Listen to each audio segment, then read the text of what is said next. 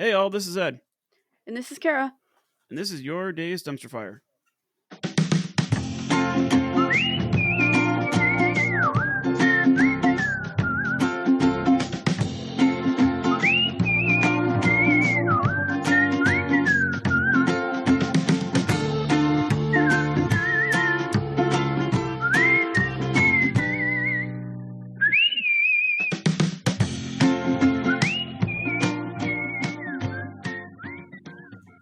I'm hearing a squeaky toy in the background. Yeah, I don't really care. Audience, my dog is in the room and she has a squeaky toy. So if you hear an ominous beep like that, Yeah, that's what it is. you're just going to keep encouraging it. I mean, I personally think it gives character to the episode. Yeah, there we go. Yeah.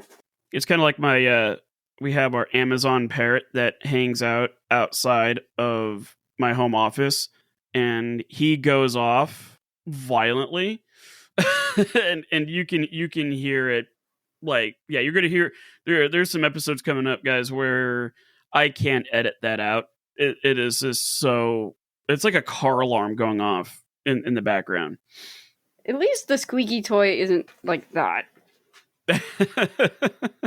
Yeah, no, the squeaky toy is something that people can identify, whereas sometimes a parrot going absolutely nuts is not something that people can easily identify. So Yeah, you're right. It adds a patina. It adds a bit of charm to the recording experience, which I kind of got some big news about charming up the website a little bit. So I was doing a little digging into Patreon, and I've never dealt with Patreon before, but I've been reading a ton of books on podcasting, and I've been listening to a lot of podcasts about podcasts and all that kind of stuff, which is it's the nerdiest thing I've heard all day. Yeah, like that's my thing. Like if for you guys out in the audience, like Kara's the kind of person that will read like one article on how to podcast, and then she's content for the rest of her life. Correct. Meanwhile, I'm the one who's like poring over research and doing all these deep dives and looking up expensive microphone equipment and recording software. And yeah, and it does pay off. I think there's a good balance between us two, because both of us could be going down this rabbit hole where we're just bankrupting our families and all that, but our audio is immaculate. Or conversely, both of us could take the approach of meh, it is what it is, and like the audio quality doesn't improve. So I think having both sides of it works out well. And not to mention too, I kind of find this stuff interesting. Yeah, that's totally fair. Yeah, looking at little sound waves and learning how to use software and stuff like that is it's always kind of, I don't know, it picks my interest. But the problem is that it does add up. Yeah. It, like, we have to pay a fair amount of money each month just to keep the podcast up. I thought it would be something like a blog, right? You could go to Google and set up a blog for free, and I thought it would be something like that. No, like, you've got to pay for the RSS feed, you've got to pay for the recording software, you've got to pay for the editing software, you've got to pay for the technology and all that stuff. So what I was thinking of is potentially setting up a Patreon account. And like, at first it'll be kind of like a donation thing where, hey, if you like what we're doing and you want to throw a few dollars at our way, if a few dollars to you is, say, $4,000 to $5,000 a month, we can work with that. We can work with that.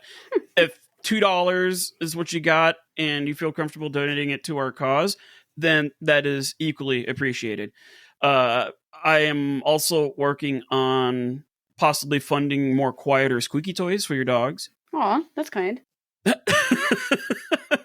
But yeah, we also kind of want to start going down the path of creating like some extra episodes for those that feel like that you want to contribute some more, and it'll also kind of help keep ads down, Because that's Yeah. the other way that we could fund this is by piling on ads. And there's been some podcasts I stopped listening to it because it's like every 8 minutes there's 5 minutes of ads.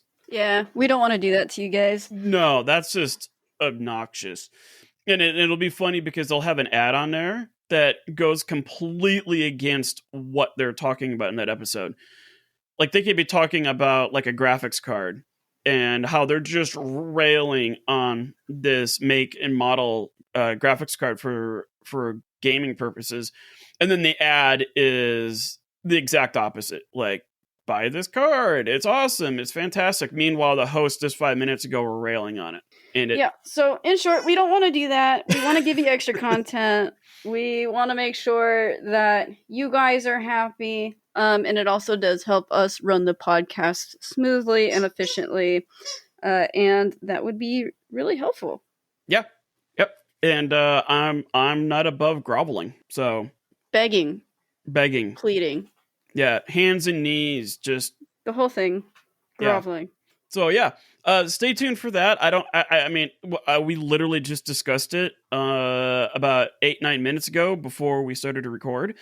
But I think it would be something interesting. I think it would really help out a lot. And knowing our audience, because we were kind of looking at the numbers, our audience is kind of exploding. It's growing all the time, and if we've got people that are in a position to help us, keep going and coming up with more interesting topics and maintain things, that would be very greatly appreciated. Yeah, that'd be wonderful.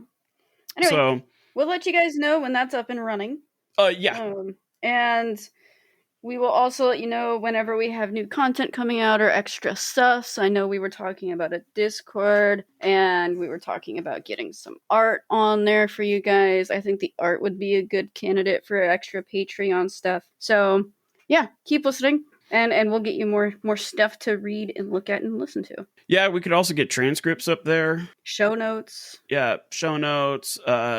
We Pictures. can set up a more advanced websites. I can get you guys a map of Thermopylae so you can understand what we're talking about. Yeah, I kind of had to mention that when I put that online. Like, hey, check out this link here. This will take you to where you need to go to figure out what's going on. Yeah, here's a cool map. So yeah, hit us up on the old Instagrams. We are alive and kicking there. We may try expanding out to like Twitter and some of the other things out there. I do know leaving comments. I think most of our listeners are coming from Spotify. Do you know off the top of your head if people can leave comments on Spotify? I believe they can. And actually, that reminds me, I'm going to look up our little poll that I set up on Spotify. Oh, yeah. But yes, I am going to go back into the Spotify account and make it where you guys can be more engaging. You can leave ratings, I believe, and you can leave comments and all of that fun stuff. So stop there. And also, if you're old-fashioned, you can also just send us a good old email at thedaysdumpsterfire@gmail.com. Oh, yeah. Yeah, good old-fashioned email. It's funny how email is like turning into like snail mail. I mean, if you really want to write us a handwritten letter, I would be super appreciative of it. I will give you the address to our place of employment, and you can send it there. Actually, I think we would probably want to set up a P.O. box. Yeah, that's probably a better idea. As opposed to having people show up at our place of employment. Right. Yeah, better idea. Anyway, let's get the show on the road, yeah? Yeah, speaking of content, let's I know you have a pretty hard trash can fire. Oh, it was glorious. All right. So, as you guys know, we're teachers, and I was setting up a lesson on the foundations of Rome, and I was setting up an archaeological dig, right? And we had this cool idea. We would make artifacts for the students to dig up, and we would bury it, and the artifacts would be in plaster, so they'd have to like chisel it out, right? So I think this is a wonderful idea. We get the plaster and all of that stuff, and I decided that I was going to go ahead and mix the plaster first and then get the artifacts later. And I also mixed the plaster in a metal bowl. So the plaster dries really fast, Well, this is all while you're covering another teacher. Correct. I was helping out another teacher in a different classroom that wasn't mine. I forgot the artifacts in my classroom. And on top of that, I mixed plaster in a metal bowl, so it's not like I could just take it out. Yeah, like, because you were just sitting there and all of a sudden, it just like within minutes, it just started to... It's hard. And I'm sitting there in this other teacher's classroom, and I don't have like tools or anything in this classroom because the children are younger. So I'm sitting here like hitting it with a pencil, and and I'm hitting the bottom of this metal bowl. It's not working.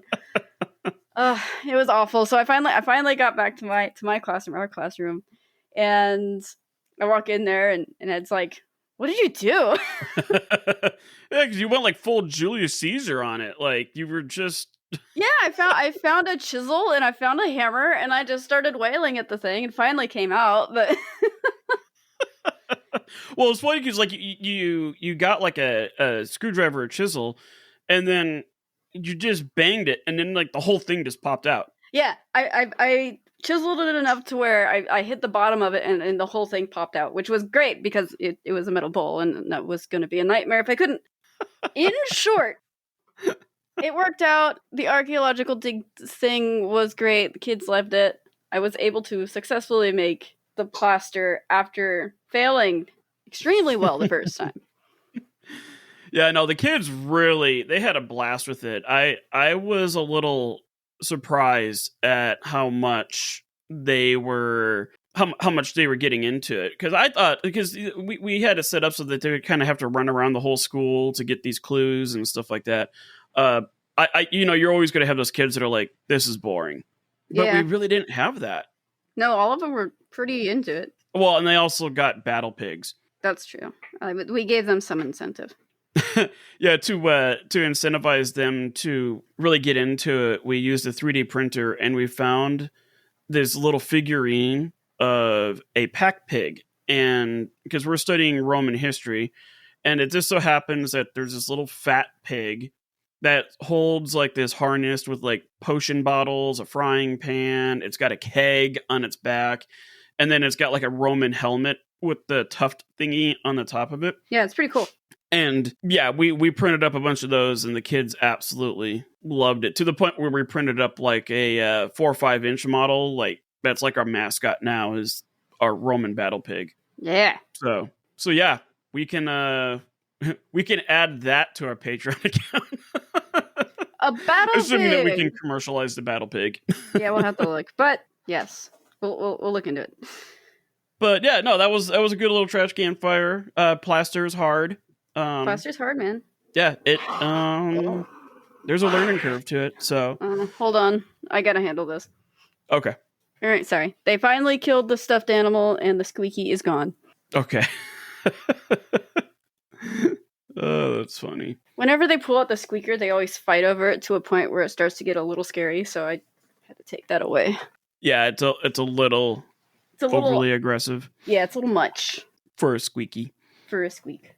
So anyway. Okay, let's get into it. So if you are first seeing this episode, you're going to want to backtrack an episode.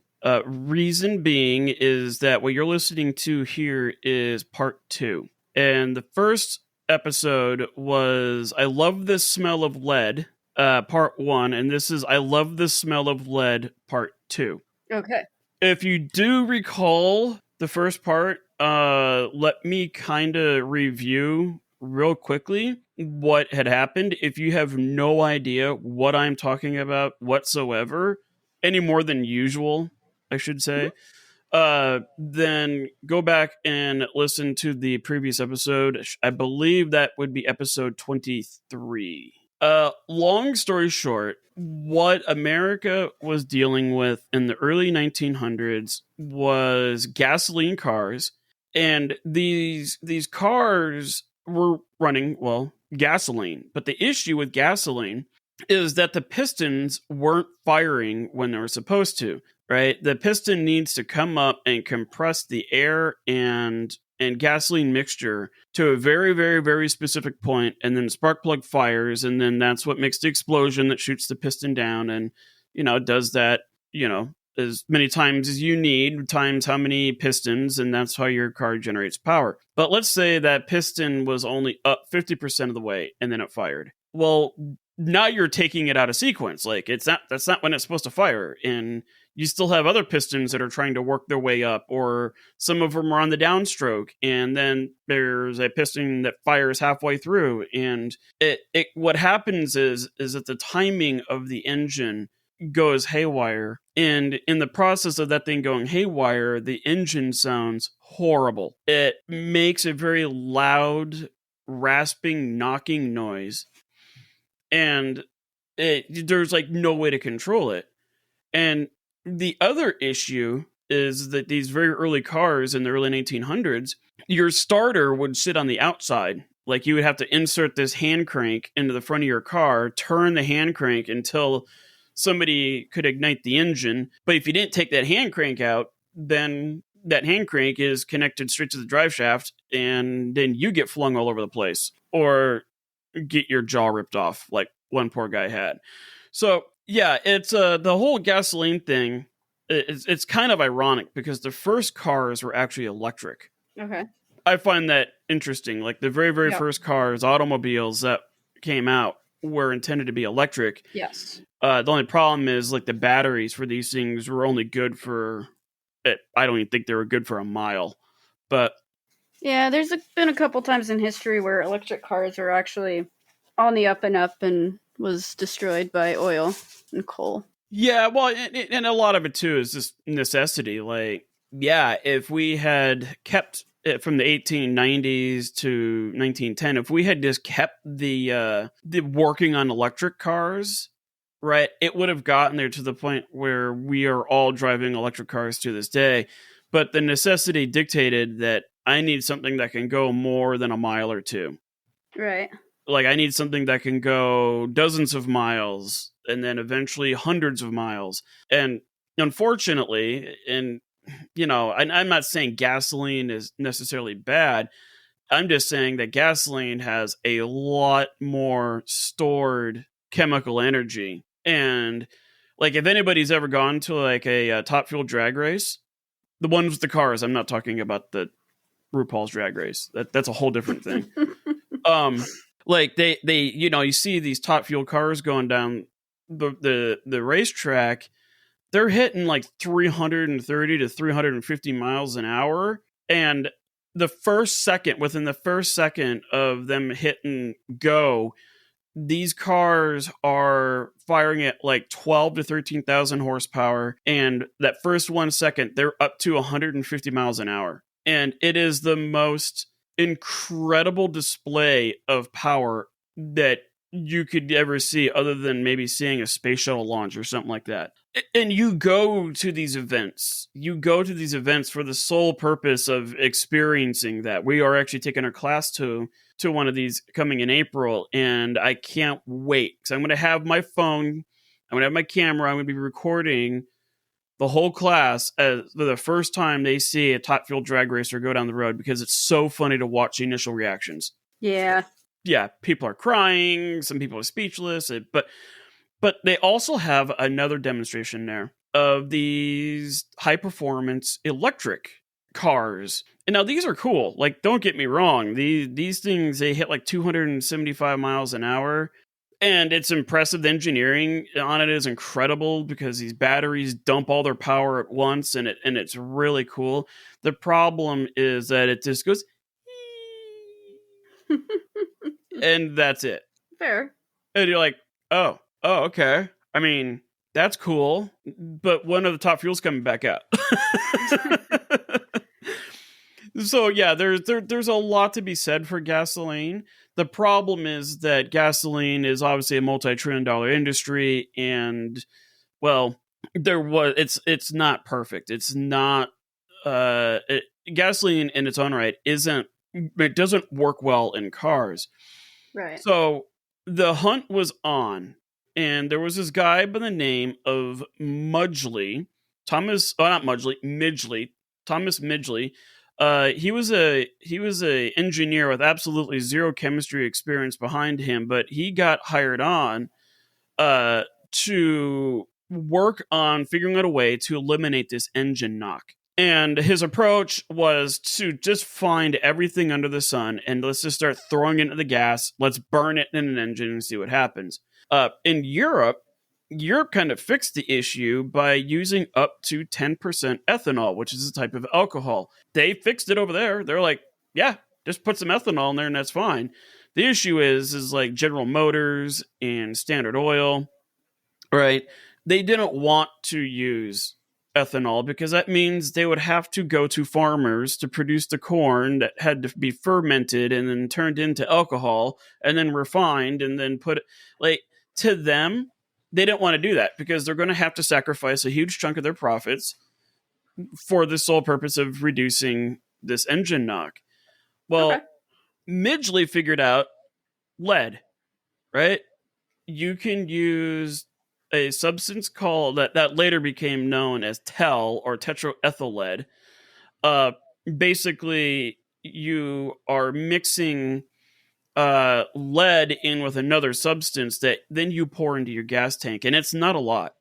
It's not like for every 1 gallon you have a gallon of lead that you're dumping in. It's more like you have 1,000 gallons of gas and you're putting in 1 gallon tetraethyl lead. So it's not like it's really not a super dense ratio.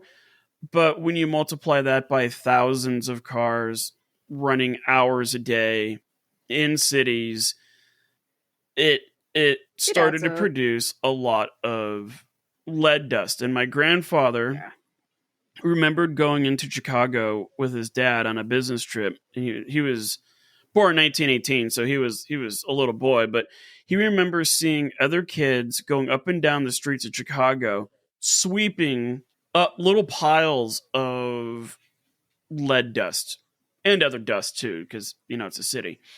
But yeah, he said like the streets were almost kind of shiny from all the lead that had been piling up on there.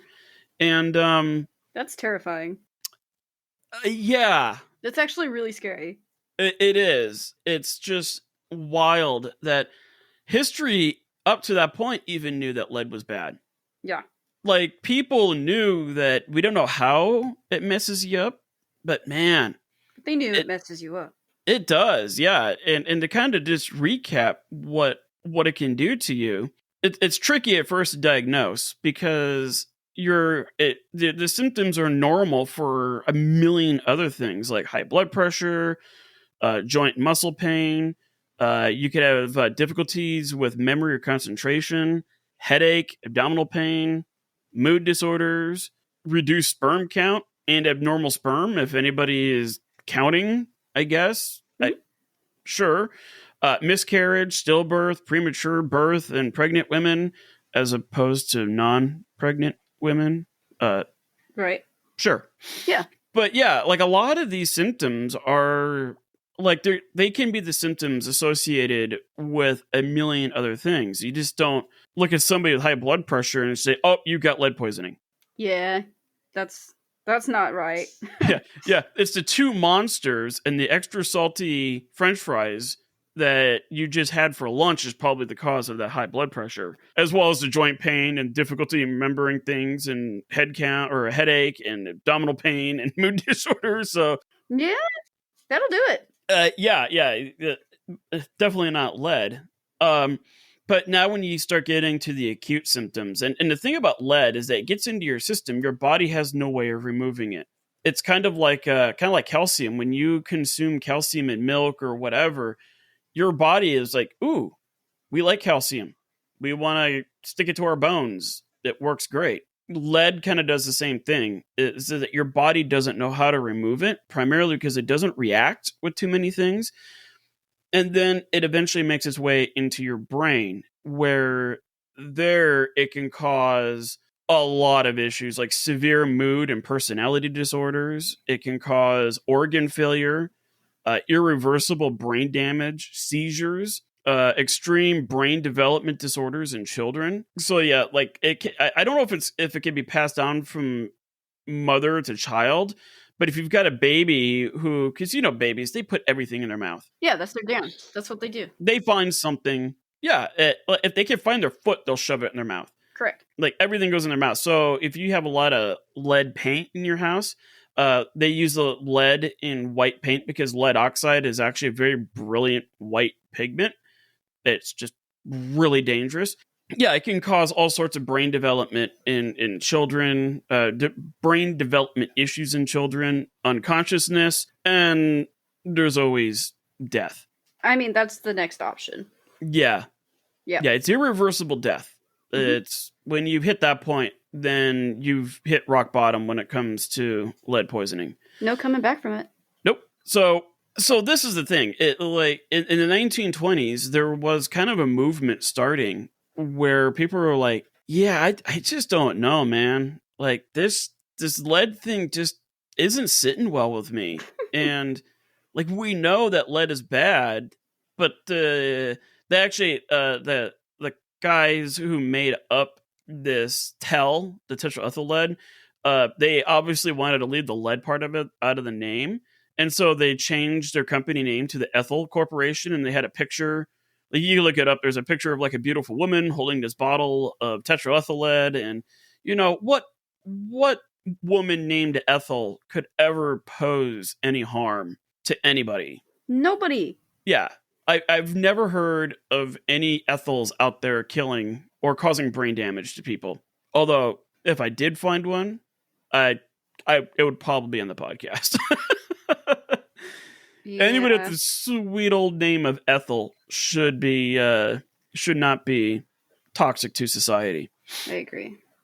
So they changed their name to Ethyl Corporation, and keep in mind too, they also set up some plants, like manufacturing plants, to manufacture this stuff, and a lot of people were dying from lead poisoning there, just in the process of manufacturing it. And in typical American capitalism, if you die in a factory, it's your fault. That sounds a lot like the time and place of the years that this took place in. Yeah, early 1900s industrialization. Yeah. Like, hey, look, I get it. You fell into that vat of acid, or that vat of acid exploded and it burned all your skin away. That's not our problem. You were in the wrong place at the wrong time. You're fired, and then they hired a 2-year-old to do it for them. Yes. Yeah. Or they hire more girls to keep painting dials with radioactive material. Like, I mean, whatever you want. Child labor, women, radioactivity, they don't care. As long as the job gets done. as long as the job gets done and it's just a modest amount of exploitation. That's just a little bit. Just a little bit, yeah. So yeah, like if you ever wondered why, like anybody who's ever owned a business, if you ever wondered why it seems like there's so much red tape to everything. My wife works in environmental sciences, and I call her a red tape dispenser because this is her job, is to make sure that people are in compliance with all this stuff. And it's like, oh my gosh, dude, like you are holding back progress at this point. But when you look back in the 1920s and 30s and 40s, and the really sketchy industrialization stuff that went down, I can kind of see it a little bit. Yeah, there's your reason. It's all there, whether we like it or not. Yeah. I mean, when I signed for my house, I had to sign off a waiver saying that if my kid steps on a rusty nail left over from the manufacturing process, or if my kid eats a nail left over from the construction process, the manufacturer is not to be held accountable. And I'm just thinking, like, that had to have been a lawsuit. Like, my daughter ate a nail, and now she's in the hospital, right?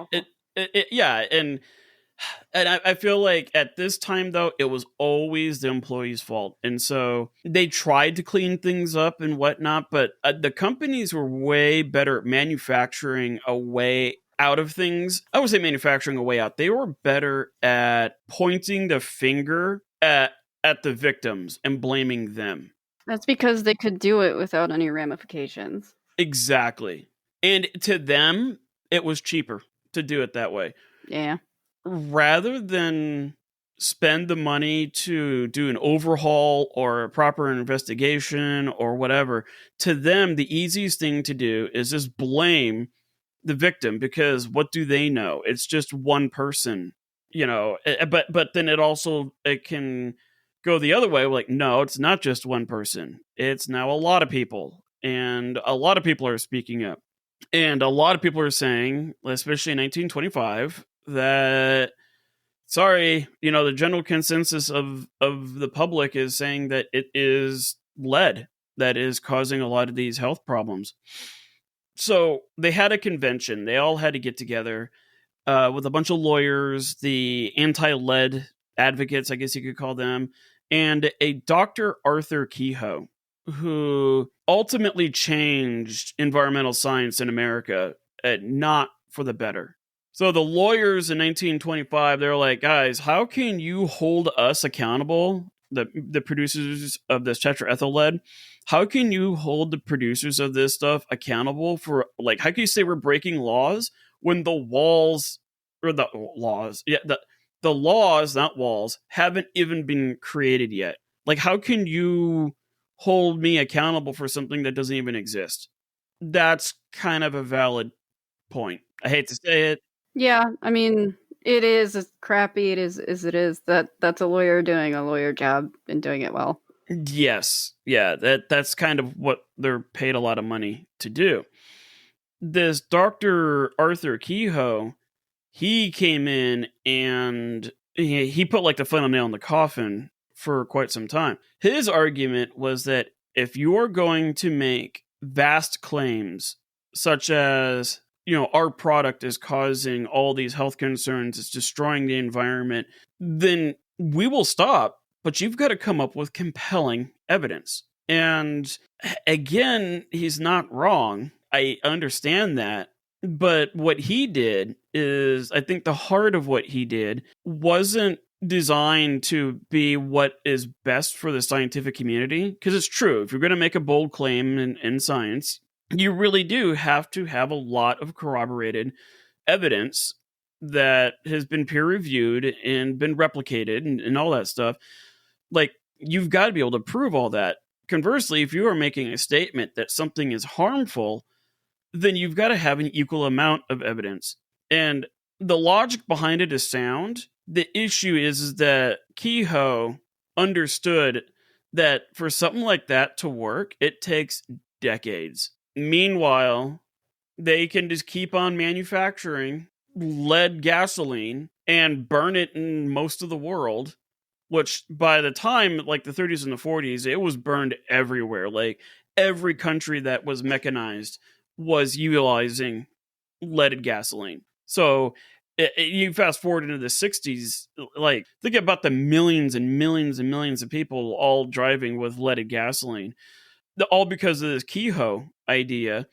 Basically, they were going to keep doing and keep going until somebody showed that there was a proper amount of evidence to indicate that the lead in gasoline is an actual thing. And it's like, crap. He's not wrong. Hard to argue with that. Yeah. It's kind of like a kick in the teeth, even though it's like, well, maybe if something runs the risk of potentially being harmful, maybe we should stop doing it until we can confirm that it is safe. But again, that takes decades. And I always tell this when I teach history to kids. It's like, guys, nothing in America happens unless there's money to be had from it. And that's exactly what's happening here. There's more money to be had producing what could potentially be a very, very, very dangerous substance in the long run, versus making no money but doing what is right in the best interest ethically to people and the environment. America is going to side with making more money. I think that's a fair deduction. Yeah. So enter a nerd. And this guy is kind of a nerd's nerd. Claire Cameron Patterson. That's right. First name is Claire, and it's a bro. Okay. I think his dad named him Claire, so kids would make fun of him and make him stronger. Like a boy, like Johnny Cash's boy named Sue. Yeah. I think that's what was going on there. But if you ever see pictures of this guy, he's let's just say he's more of a college scholar build rather than an athletic build, or a normal build, I should say. Claire Cameron Patterson, born June 2nd, 1922, and died in December 5th, 1995. Claire was a geochemist, and he kind of got his geochemistry chops, I guess you could say, by working on the Manhattan Project. If you saw Oppenheimer, which I'm pretty sure most of the world has seen by now, there's a scene there where they have like these two fish bowls, and there's marbles in those fish bowls.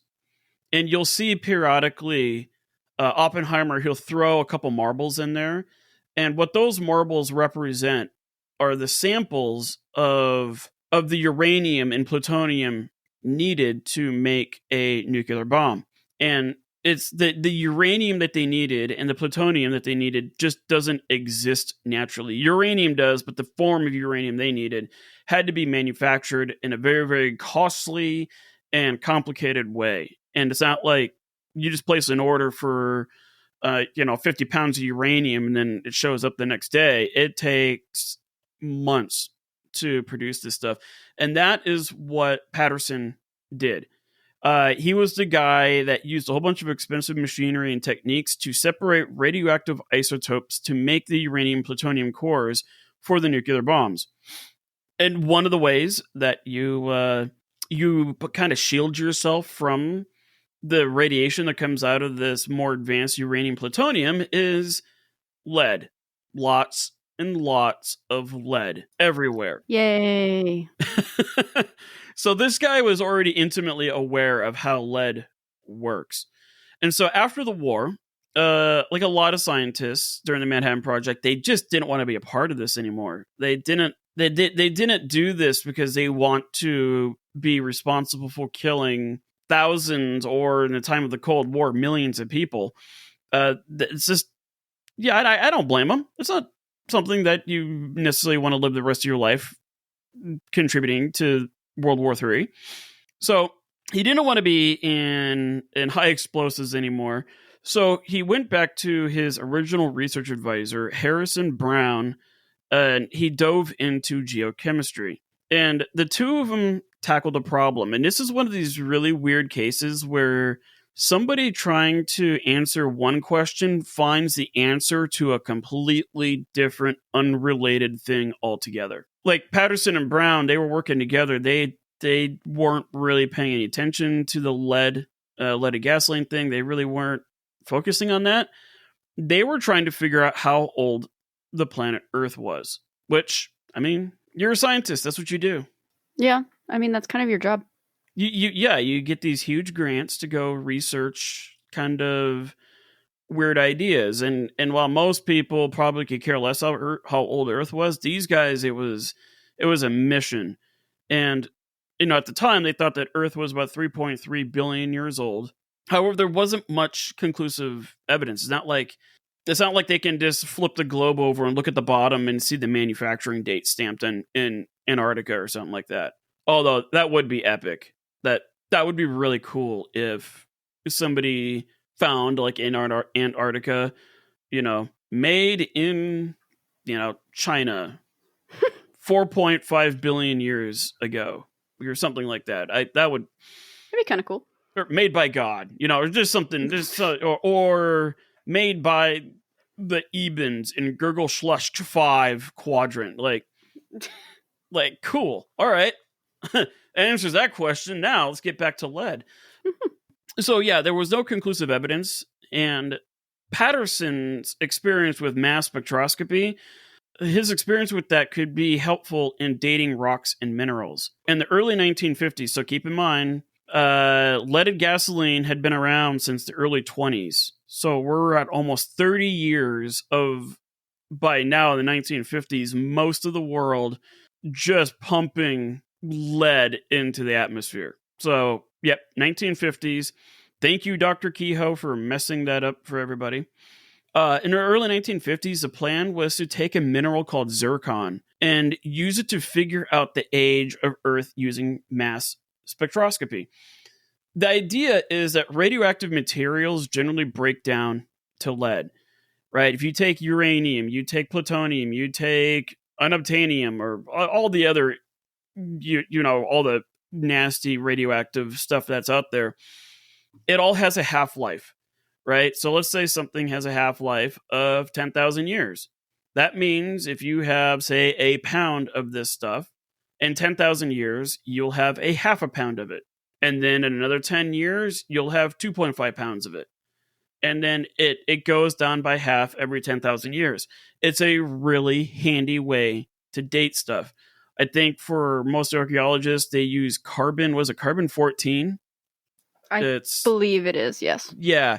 It's a very specific carbon that can only exist, can only be manufactured high up in Earth's atmosphere.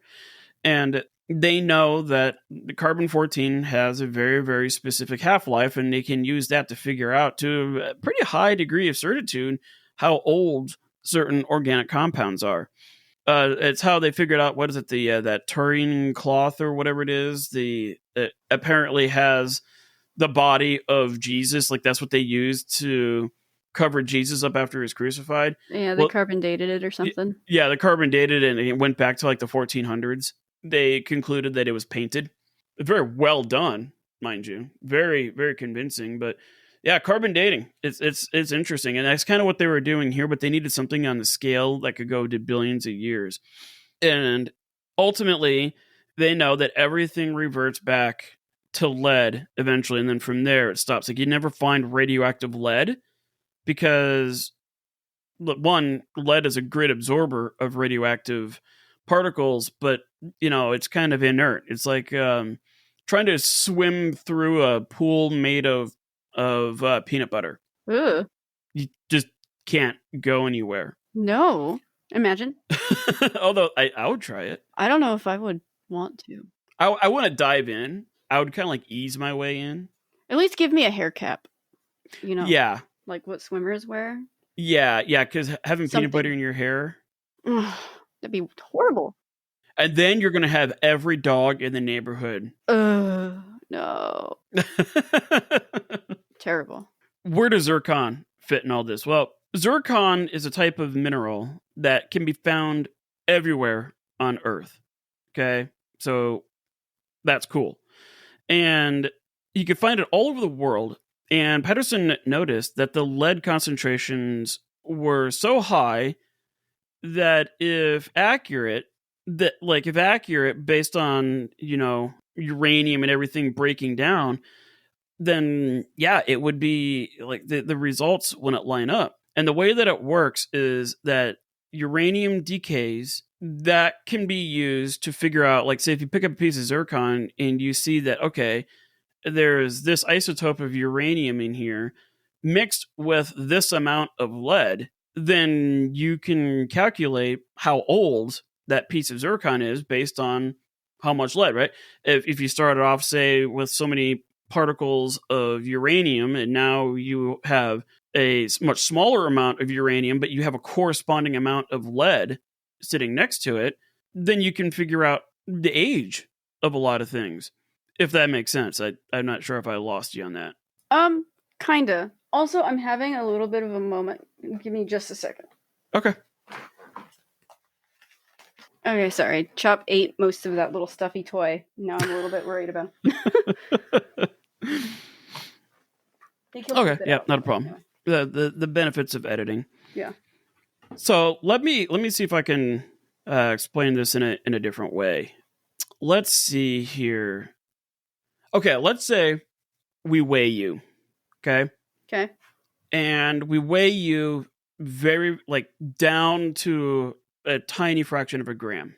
And then, you go about your day. And let's say you have one meal, but we don't know how much of that meal you ate.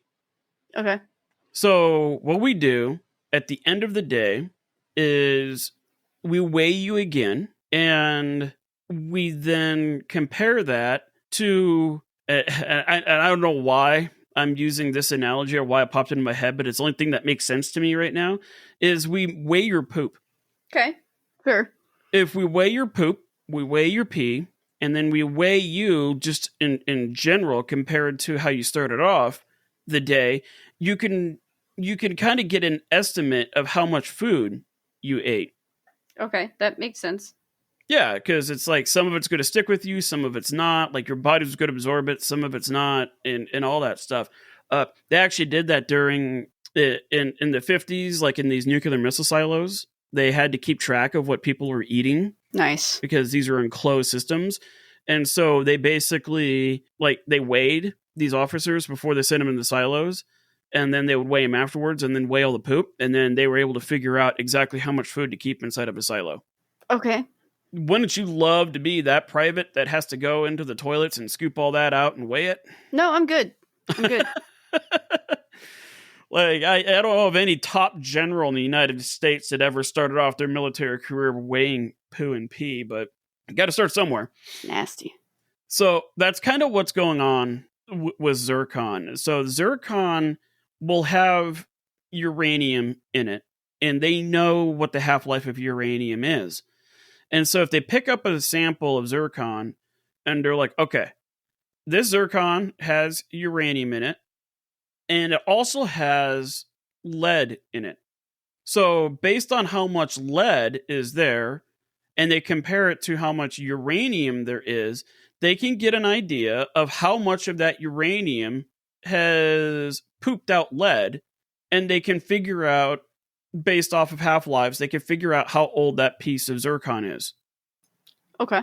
As long as they know the lead amount, and as long as they know that this is uranium in there, like, because the uranium is going to break down to a certain ratio of lead to uranium, right? If there was more lead than uranium, then you can assume that that piece is older versus a piece where it has a lot more uranium and very little lead, right? Then you would assume that's younger because it hasn't had that half-life cycle of, like, I can't remember what it is. It's like 5,000-10,000 years or something like that. That was kind of the tricky part, is to figure out, okay, let's collect zircon samples all over the world and let's test it and let's see how old our planet is.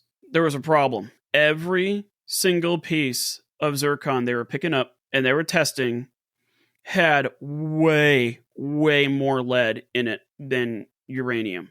Okay.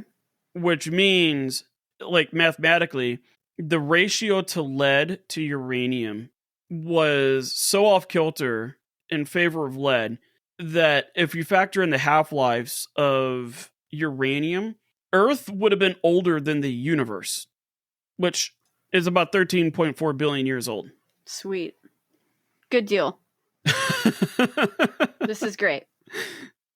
And so Patterson was confused. He's like, okay, well, let's keep testing. And so he collected more and more and more samples of zircon, and he went all over the world, and he just collected, everything from China, Europe, Africa, like you name it. And he also had people go out and collect samples for him. I don't know how many samples it was that he ultimately tested, but by today's standards, we've kind of figured out that Earth is about 4.5 billion years old. But he was seeing a ratio that would have put Earth like 3 to 4 times older, meaning it would have been older than 13.4 billion years, which means Earth technically existed before the Big Bang. Okay. Everywhere he went, he could not find a ratio that would make sense. So, since this was impossible, clearly Earth is not older than the universe. And he couldn't figure out why, but he had to, only conclusion that he could really draw is that this lead is being deposited from another source. Okay. So yeah, decided that there would have to be other factors contributing to the massive amount of lead that he was finding everywhere, because that eventually he kind of like backed away from trying to figure out the history or the age of our planet. He was just like, dude, there's lead everywhere. Like this is wild. And he couldn't figure out how lead was ending up everywhere. And he also noticed that in countries especially countries that have been industrialized and all that stuff, the concentrations of lead were just absolutely insane. It was like, this is not natural. And that Dr. Kehoe guy, decades before, said that lead does exist everywhere. Lead is a natural part of the environment. Every human being has some degree of lead in them. And, that's one of the evolving things, is that humanity grew and evolved with the premise that lead is going to be a part of your life. Kind of like, you may not realize it, but you are exposed to radioactive rays 24/7. It's coming from the ground. Like, there's uranium in the ground, and it is, as it comes to the surface, it blasts you with radiation, but your body is designed to handle it. What Kehoe left out was that there is such a thing as a toxic amount of lead, and There's such thing as too much. yes, yeah, and so he kind of like just glossed over that. Like, yeah, we don't need to focus on that. Just know that, guys, lead is natural. It's out there. It's organic. It's fine. It's all fine. Now, this Patterson guy, he was like, this is weird. There's a lot more lead than what is natural. So he published his results, and he published the results under the conclusion that, especially when you looked at the ratios, or the amount of lead like near cities and developed nations, he's like, guys, there's just lead everywhere. It's like coating everything, versus, say, like, middle of nowhere, right? Say, like, the middle of Antarctica. There's still lead. It's just way, way less. Nice. And so he published his results, and he basically said that it has to do with using ethyl gasoline. He's like, that's the only other thing out there. Published results and theories that involved the use of leaded gasoline, consisting of a majority of the toxic levels of lead in the world. And of course, he immediately got pushed back from the science community. He got busted, or like accused, from the industry. Typical American fashion. If you say something that is unpopular, you will get roasted. Yeah, he immediately got pushed back from the science community, probably because he was critical of the methods that other scientists were using that appeared to be funded and produced by pro-lead people. Like, there were scientists out there that knew for a fact that lead was bad and it was contributing to a lot of problems, but they're making a grip of money to say otherwise. So they were taking like leading scientists and chemists out there, and like, here's $1 million, go out there and tell everybody that it's safe. And they were taking it. Grand. Yeah, money like propels science, but boy, does it corrupt. It can really, it's heinous. And again, this propelled the whole lead issue for decades more. So the Ethyl Corporation and other invested firms went on a smear campaign to torpedo Patterson's science career, and managed to get the supposedly neutral U.S. Public Health Service. They targeted Patterson. So in 1971, Patterson was excluded from the National Research Council on atmospheric lead contamination, even though he was the foremost expert on the subject. So all these independent scientific institutes were now rejecting Patterson. Like, they weren't just saying, no, we disagree with you. They were straight up like, you can't even come here anymore. Oh boy. So that didn't stop Patterson pushing against lobbyists and the Kehoe thinkers, because, Kehoe was one of the chief scientists for the Ethyl Corporation, and so we know where this guy stands. The Kehoe policy comes from the guy who is justifying that there's lead everywhere and it's okay. It's not going to harm you. It's fine. This is fine. Everything's fine. Patterson was skeptical of Kehoe's ideas about lead and it being a natural part of the environment.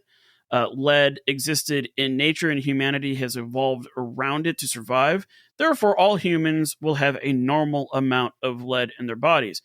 That's the problem, is what is normal. Like, everybody has gold in their bodies. This is something the Nazis investigated in the Holocaust. They're like, okay, we cremate all these bodies, and you can extract out like a very minuscule amount of gold, but you multiply that by millions of people, yeah, you can make money off of this. Turns out that there's not that much gold in there, but there's a point where too much gold in your body can kill you. I mean, look at that Targaryen brother, Dany's brother from Game of Thrones. Oh, the Crown of Gold, yes. Yeah, yeah. Or Yeah. Marcus Crassus getting gold poured down his throat. Also an option. Yep. So that would be an example of too much gold. And you can say the same thing with about having lead in your bodies. So Patterson's theory is that the high amounts of lead came from the recent events. Because that's the other thing too. It's just like, okay, we go out in the middle of Africa where there is no mechanization, and we can find an even spread of naturally occurring lead in the soil. And since nobody has lived here or has anything to do with this location, and it's so remote, we just, it's like, okay, this is probably natural occurring lead. We'll say that's the baseline. But then why is it that when we go anywhere near an American city, it's in the trees, it's on the streets, like it is 10 times more abundant in the cities than it is, say, out in the remote reaches of Greenland. And that was kind of his argument. It's just like, guys, that this pileup of lead isn't a evolutionary thing. This is not, we're not dealing with Darwinian timelines here. Darwinian timelines needs hundreds, if not, thousands or millions of years to show a change in something. This is, and he was able to calculate it. He was able to calculate this goes back maybe 40, 50 years. It ain't natural. No, that ain't natural, especially around cities. So Patterson thought this was this idea that this lead coming from Kehoe was such a natural thing. He decided to do his own research. And so he got samples from mummies before the Iron Age. He got samples from tuna from what is it? Pelagic waters. No idea. And compared them to canned fish. He got samples from the bottom of the ocean about 3 to 4 kilometers down and compared them to samples on the surface. Technically speaking, you go down to Titanic, there shouldn't be as much lead down there as there would be, say, like in the Bahamas, right? He went to Antarctica and he got ice cores. And he got ice cores so deep that it went back 300 years. That's kind of cool. Yeah, like I mean, I'm sure it just looked like normal ice, but it's a really ingenious idea. Not only is he collecting data, but he's collecting data from a wide range of locations that would be a clear indicator, be a good control to show that, guys, before this time period, no lead. After this time period, tons of lead. Hard to argue that. Yeah, it's like on top of the notion that go around these cities and there's lead everywhere, but you go around to the bottom of the freaking ocean and you don't find anything. His conclusions were shocking. When looking at anything of the past and then compared to the present, the increase of lead back then to the lead today was 1,000 times higher. Jeez. By looking at time periods before there was leaded gasoline, like there was a very consistent, which would be a legitimate normal amount of lead in the world. And then you look at it to the present and it's thousands of times higher than what it was. And he even went back just like 100 years and he was able to conclude that, no, this is a very recent thing. So this guy did his work. He, I applaud this level of scientific commitment right here, because I'm pretty sure by this time, like the leaded gasoline companies were like, okay, fine. We can't ruin your career. Let's buy you off. And I'm pretty sure he was getting a mixed bag of people threatening him as well as bribing him. Yeah. That's a tough spot. Like when you spend your life being threatened for so long, and then you got a guy that's like, here's $80 million, dude. Here's $80 million, and like, we'll stop with the threats and you just stop with your investigation. $80 million, that's a lot of money. I mean, I would like to think I'd make the right decision, but I would have to pause and think a little bit. It's enough money to pause and think, that's for sure. Yeah. Thankfully, I don't have any skills that merit somebody coming to me to give me $80 million, so I don't have to worry about making that kind of a decision. So I'm good to go there. I just knocked my soda all over the place. Yay. Okay. Furthermore, when he measured the lead absorption over time, the lead increase line stayed pretty consistent until the 1920s, where it spiked dramatically. Go figure. Given that Patterson legitimately used actual scientific methods compared to Kehoe's, which were, none of it was verifiable, none of it was consistent, none of it was actual scientific. It was just, oh, there's lead everywhere, and I came up with these abstract biological samples that don't exist anymore, that nobody has access to because everything's under lock and key. But trust me, it's okay to live in a world full of lead. But Patterson, he was able to take his process and use that against the Kehoe way of thinking. In 1978, the National Research Council, the same group that expelled him for his thoughts on TEL gasoline, accepted his work and brought him back into the fold. Cool. Yeah, cool. Thanks for ruining my career for a number of years, but hey, it's great to be back. So, aftermath, right? Because now this is the beginning of the end for leaded gasoline. And just as Kehoe tried to push for in 1925, it took decades to finally prove to the world that leaded gasoline is a problem. There were some who still pushed back on Patterson, but for the most part, America at least was listening and started to clean things up in the automotive side as well as other industries. By 1996, America and most of the world had banned leaded gasoline. So what is that, 70 years that leaded gasoline was common? Something like that, yeah. Yeah. Close enough. We round up. It's fine. There were still quite a few countries left, mostly third world nations, that continued to use it. And a lot of it's because they just had huge stockpiles of it and their economy needed gasoline. So they were like, okay, fine. After we run out of this stuff, we'll go to the other stuff. But in the meantime, we're not going to just dispose of this stuff. We've got to use it. Some think that the rise of crime in the 70s, 80s, and 90s. So now we're starting to look at some of the long-term effects, right?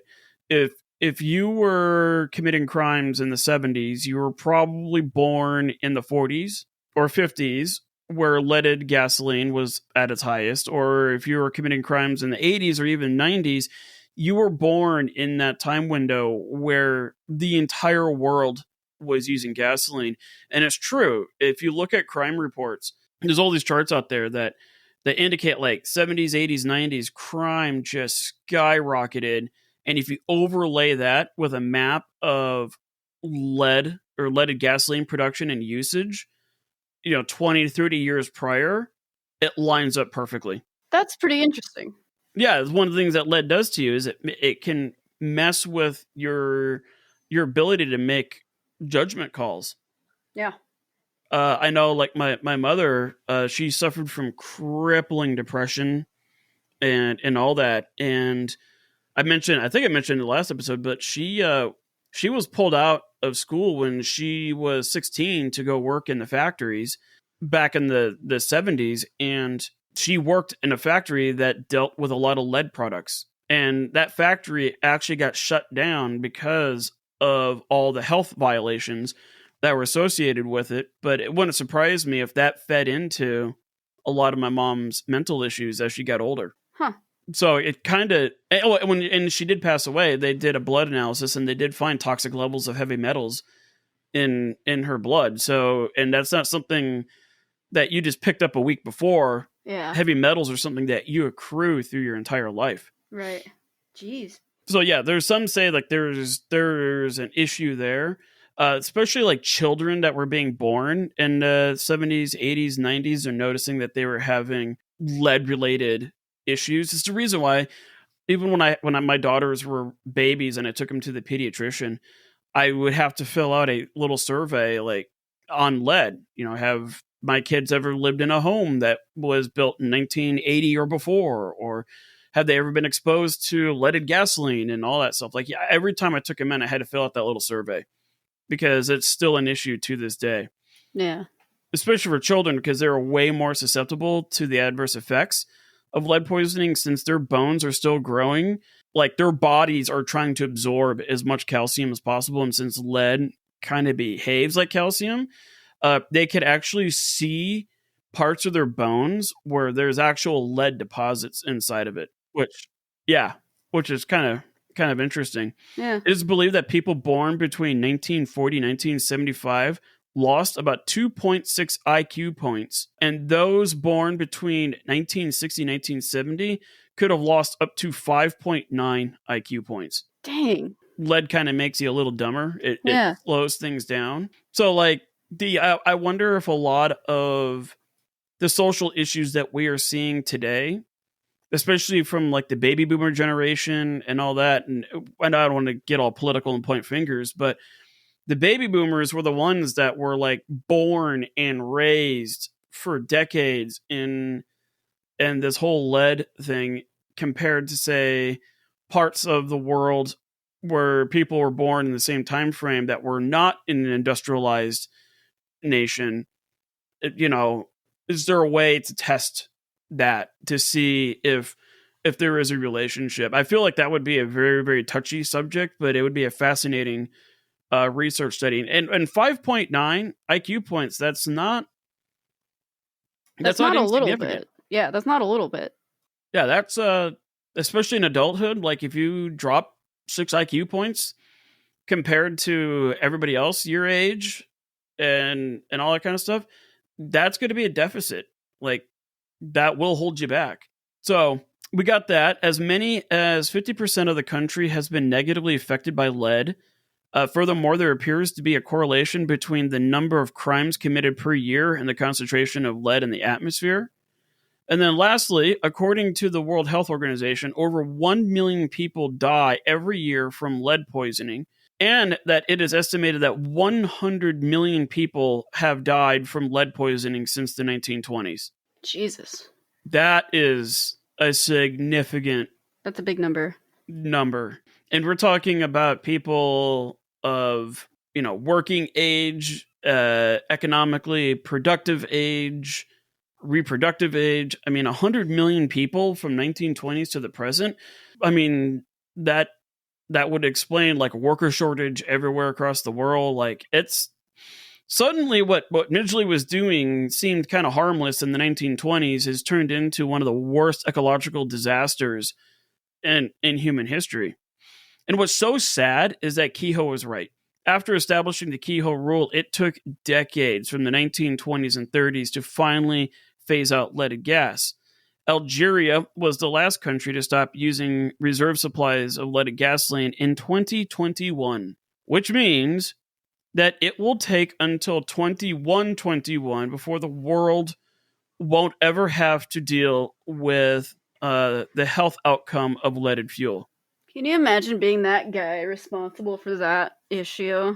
Like, I know he's dead and all, but that's a lot to be guilty for. Well, Midgley, this was like his first thing.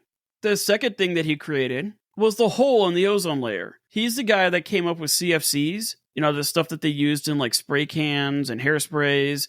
So was it chlorofluorocarbons or something like that? And he created this propellant that worked beautifully. And for decades, it was erasing the ozone layer down in Antarctica. Nice. And it's only until recently that started to heal itself. So yeah, he's the guy responsible for that.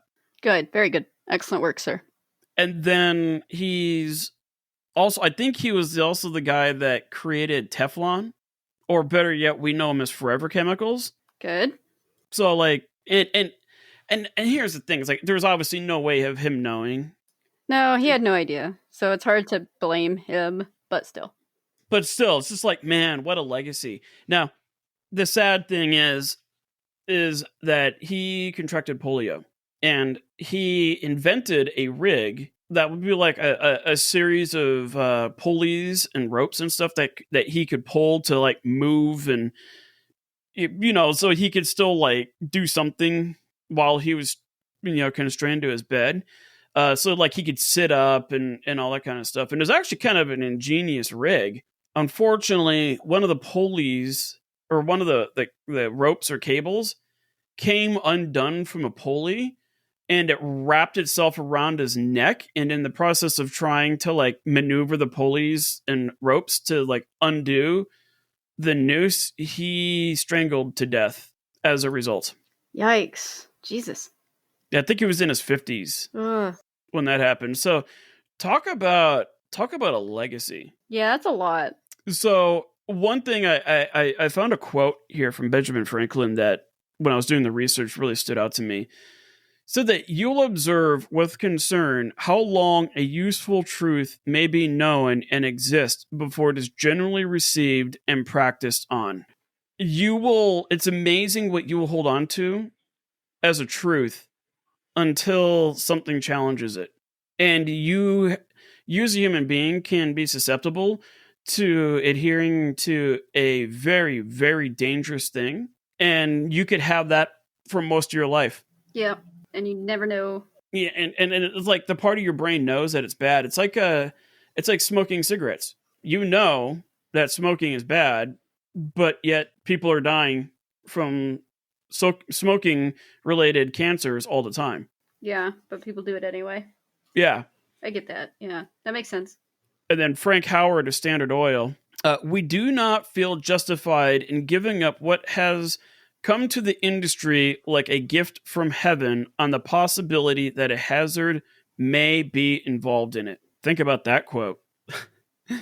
We cannot just give up on leaded gasoline, which has totally revolutionized the vehicle industry, just because we think that there might be a hazard in it. Like, I think that one can be subjective and argued. Yeah. It's an interesting quote, though. Yeah, it's a very capitalistic thing to say. Yeah. Yeah. Right? It would be like, okay, we find the cure for cancer, right? Which obviously that's a whole nother animal altogether. But okay, you find a cure for cancer. And the only downside is that this cure will kill 0.0001% of cancer patients. But the 99.000009 other people will live and be completely cured of cancer. Do we axe that cure because of that tiny fraction of a percent? Right. The other one it reminds me of is nuclear power. Yeah. That's what it reminds me of. Yeah. Do we get rid of all nuclear power because of 3 Mile Island and Chernobyl and Fukushima?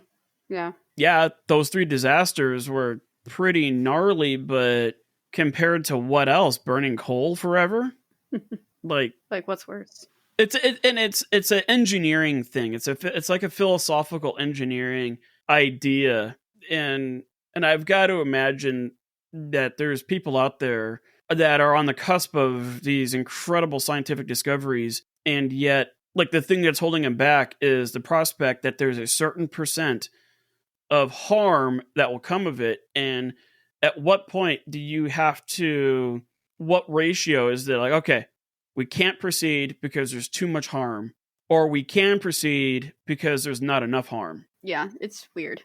I don't know the answer to that question. I don't know what, because I think in Midgley's mind, when he was making leaded gasoline in the 1920s, it's like, guys, we're talking like 1 gallon of this compound used for 1,000 gallons. Like, how bad could it be? And I think he honestly believed that. And I also think he knew that lead is not good to breathe in, even though, remember at the very beginning of the last episode, he had just gotten back from Miami being treated for lead poisoning.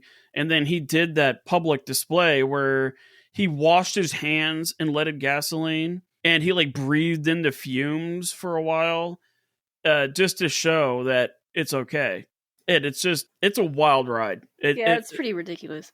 Yeah, the whole leaded gasoline thing turned That to me, it is the epitome of a dumpster fire. It's people thought it through. People thought this was going to be the greatest thing, and it turned out killing potentially 100 million people over the past 100 years. And that is the story of Ethel. Oh, Poor Ethel. She poor gets a bad Ethel. rap. Poor Ethel.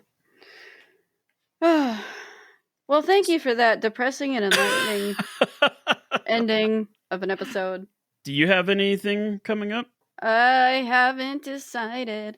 I do know that I am working with a friend on an episode about some smaller failures in music history, so that'll be fun. I'm not sure when that will be done, truthfully. Is that the one with Deja? Yeah. Okay. So I've got that going on. Yeah, I saw your text messages about that. So it'd be like a third person. Yeah. Okay, I could see that being interesting. I don't know much about dumpster fires in music history, so I'll have to do some research. There's a lot of funny ones that are small. Like, they're not huge dumpster fires, and more like a bunch of little trash can fires. I think that's what we're leading towards. Okay. So there's something a little like more lighthearted versus millions of people dying. Like a singer threw up on stage once, and some really botched, like, national anthem performances. And well, there's also the really controversial stuff where, like, Sinead O'Connor tearing up a picture of the Pope on Saturday Night Live. Yeah, there's a lot of them. I'm gonna keep with the funny ones. Yeah, I'm curious to see what the funny ones are. I think that'll be a nice uplifting dumpster fire, if that's even a thing. Yeah. So that's what we're doing over here. Okay. Yep. Alrighty. Well, for the rest of you guys out there, do us a huge favor. Tell your friends, tell your family. If you are carpooling, put on the podcast. Make everybody listen to it. I challenge you to go find like 3 other people and tell them about the podcast. If you are finding people that like the show, or if you like the show, please, you can send us an email. If you've got ideas for trash can fires or even dumpster fires that you know of in history, that would be a good topic. Let us know. We will try to get the whole Patreon thing figured out. And yeah, we'll keep you updated on that. And so, yeah, in the meantime, keep it a hot mess. Thanks for listening. Hey, bye.